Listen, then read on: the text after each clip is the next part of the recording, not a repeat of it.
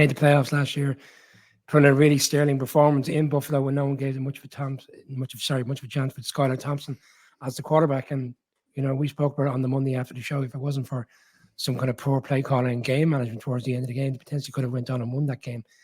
And I think this is all about too. Like, they pick up the 5th-year option. He was in and out of the team last year. I don't think the Dolphins came out, looking very good in terms of how they managed the concussion scenarios. And then we had Teddy Bridgewater getting a concussion in Cincinnati as well.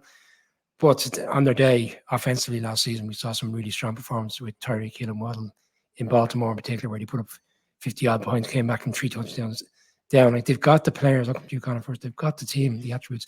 Not a lot of activity in free agency, but Mike McDaniel going into a second year, you would expect a little bit more stability and a team that you would expect to be challenging the Bills again this year. Yeah, I think so. But as you say, it comes down to, and given the nature of the brain injuries that have plagued him, and let's stop calling them concussion. It's brain injury. Let's hope he's healthy, because that's not something you want to see anybody carrying around with, and you hope he's well protected, and by the protocols as well in the NFL, doesn't end up in any sort of trouble. But it's either into Anua, if you'll permit me to Kúpla Fuckle, since I'm just back from the Gaeltacht this week, having picked up the young scholar from our household, or else they're going to have to look for quarterback Nua to take them to the next stage. You rightly referenced that playoff game, which showed us a lot about the character and what they have. I love Mike McDaniel. Like, he's just relentlessly entertaining. He's these crazy kind of gnomic utterances on and off the pitch. Now, one of my highlights for last year, and not just because it involves Justin Fields and the Bears, was that like little sideline tete-a-tete they had, the really funny one where Fields is tearing them up, rushing all over the place. And McDaniel literally says to him, "Stop it." And the two of them shared a good laugh about, like, who does that in the heat of battle. Like, I love watching him. I love his offensive mind and the way he schemes. It's that Tyreek Hill and Jalen Waddle combination. It's so exciting to watch. It's just turbocharged. Speed kills, as everyone says. And it's easy to say that, well, if two is thrown to those guys, like, anybody could light it up with. But he showed at times. And isn't there something as well? There's something nice about watching a left-handed quarterback throw the ball as well. It does present a different picture, and it creates different offensive possibilities on the field. It does somehow bizarrely seem to throw defenses off a little bit. They're one of the teams that I'm really looking forward to seeing this season. I don't think they did an awful lot, because I don't think they needed to do an awful lot.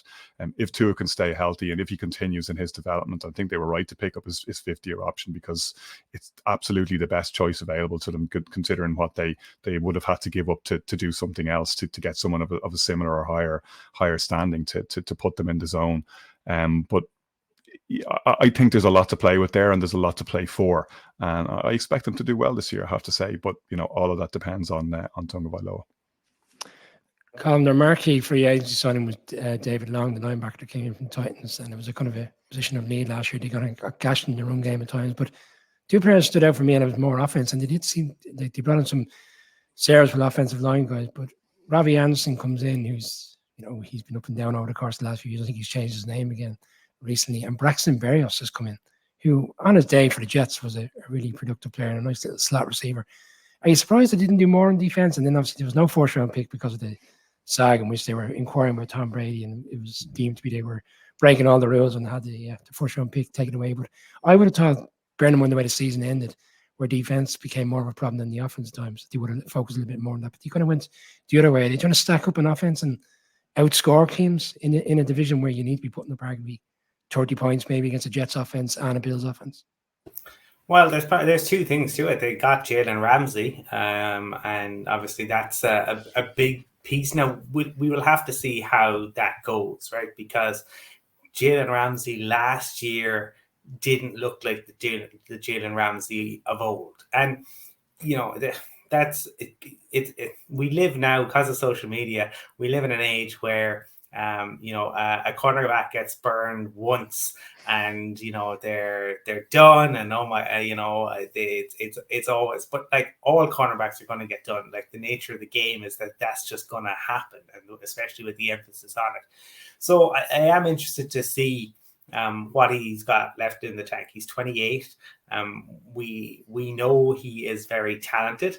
We know he's also very opinionated, and if people remember him showing up in the Brinks armored truck when he was with Jacksonville, and he wanted the new contract. So he's back in Florida. The other piece is obviously they brought in Vic Fangio, and that I suppose they are hoping that Vic's defensive capabilities, maybe that is why they weren't as active, because I suppose Fangio has an ability certainly on the defensive side to find players and kind of undrafted guys or guys who are free agents and bring them in and have them play well. But I think there will be a lot of pressure, because it is going to be, I think they will get a lot of focus this summer. I really do.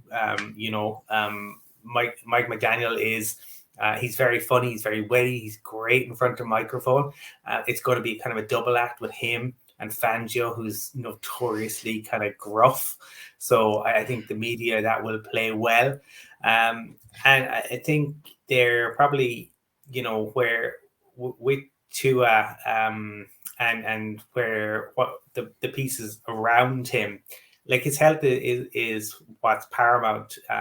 But they're kind of, the expectation would be obviously that they would, make a real push.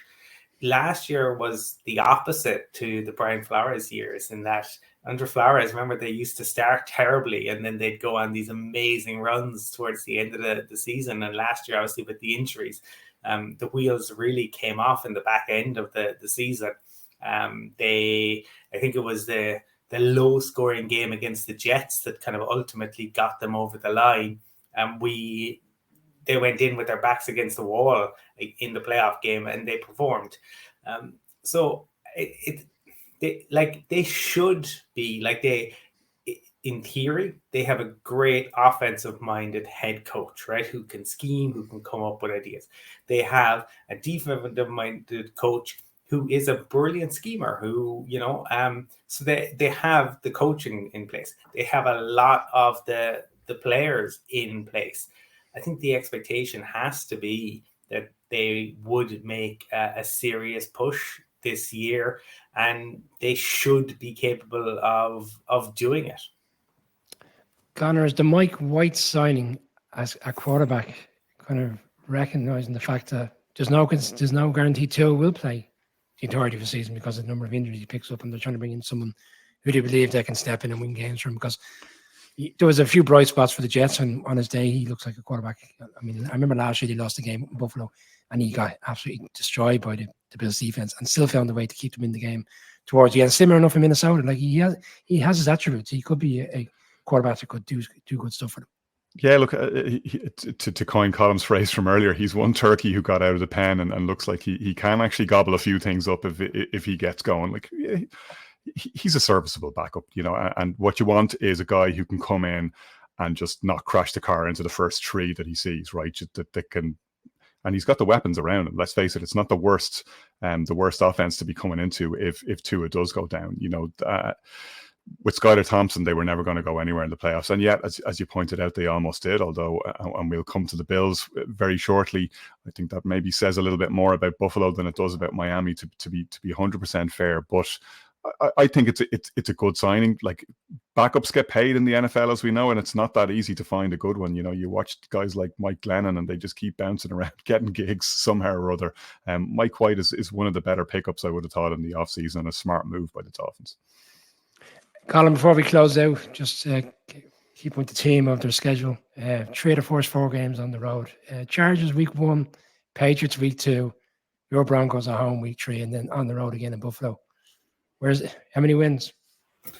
I think they're going to be really disappointed by that, to be honest, because playing at home for them in September is an enormous advantage. Like, we've all seen it. Like, the way they're the road team, their sideline is right in the sun. It can get up to 120 degrees on that sideline, and you've seen teams really struggle. Like, they're just bringing out these, the huge tubs of ice towels, and guys just immediately kind of putting it on their heads once they step off the field. So I think that they'll actually probably be another team in the AFC East who's unhappy with the way in which the schedule has fallen for them.